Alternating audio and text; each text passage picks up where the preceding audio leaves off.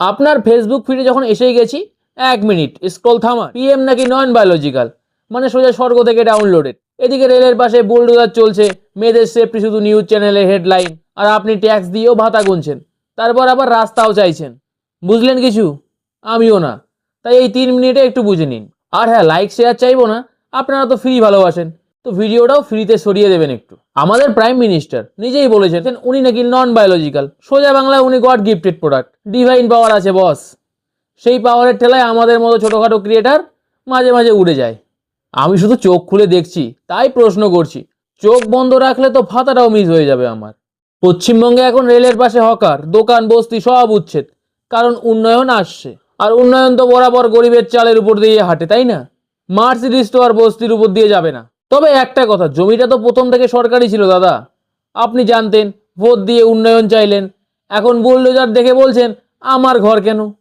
উন্নয়ন চাইবেন আবার ঘরও চাইবেন, সরকার কি সুইগি নাকি দুটো একসাথে আপনাকে ডেলিভারি দেবে? মেয়েদের জন্য আইন আছে, দারুণ আইন, ফাইল ভর্তি, পেপার, শুধু রাস্তায় নামলে সেটা আর খুঁজে পাওয়া যায় না। কারণ আমাদের আইন ভিকটিমকেই প্রথমে জেরা করে, রাতে কেন বেরিয়েছিলে, জামা তোমার কেমন ছিল। আর আমরা এখন ধর্ষণেও রাজনীতি খুঁজি, ডানপন্থী নাকি বামপন্থী, মেয়েটা কোন পন্থী ছিল সেটা কেউ জিজ্ঞাসা করে না, মেয়েটার সাথে কি ঘটলো সেটাও কেউ বলে না। আপনি উন্নয়ন চান, সরকার গঠন হওয়ার আগেই রিলস দেখেন ভাতা কবে ঢুকবে।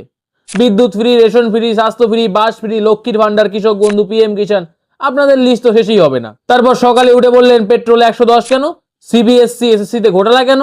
আরে দাদা, টাকাটা কি পিএম এর নন বায়োলজিক্যাল পকেট থেকে আসবে? আর তেল জিএসটি না বাড়লে এইসব ফ্রির মণ্ডপ চলবে কি করে? আপনি চাইছেন বিরিয়ানি, কিন্তু পেঁয়াজের দাম বাড়লে খবরের চ্যানেল ভাঙবেন। বাহ, ট্যাক্স দিলেন, ভাতাও নিলেন, উন্নয়ন চান। আমার ট্যাক্সের টাকায় কি হচ্ছে? দারুণ প্রশ্ন। রাস্তায় গর্ত, ট্রেনে ভিড়, ড্রেন অপরিষ্কার। কিন্তু দাদা আপনি ট্যাক্স দিলেন সুইডেনের রেটে, 30% ইনকাম ট্যাক্স, 18% জিএসটি, পেট্রোলে অর্ধেক ট্যাক্স, ভালো কথা। কিন্তু ভাতাও তো নিলেন সুইডেনের উল্টো রেটে।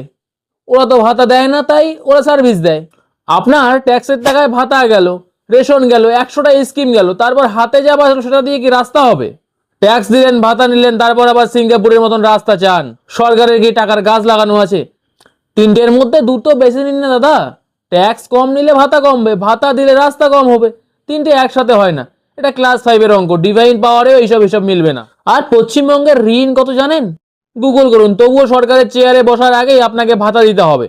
কারণ আপনি ইউটিউবে ভাতা কবে ঢুকবে লিখে 10টা ভিডিও বানিয়ে ফেলেছেন। ভিউ চাই, ভাতা চাই, উন্নয়ন চাই, কিন্তু অফিসে গিয়ে কাজটা কে করবে? Content creator.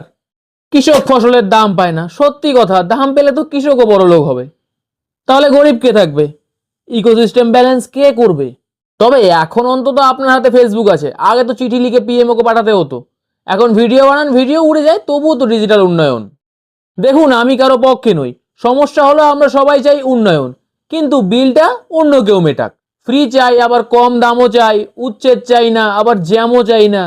ভোটটা আমরা মানুষরাই দিই, তাই আয়নায় নিজের মুখটা একবার দেখুন। আর একটা কথা, এত কথা যখন আপনাদের জন্য বললাম, যখন ভিডিওটা শেষ পর্যন্ত দেখলেন, একটু না হয় কষ্ট করে কমেন্ট আর শেয়ারটা করে দিলেন। ভালো লাগলে তো ফলো করবেন।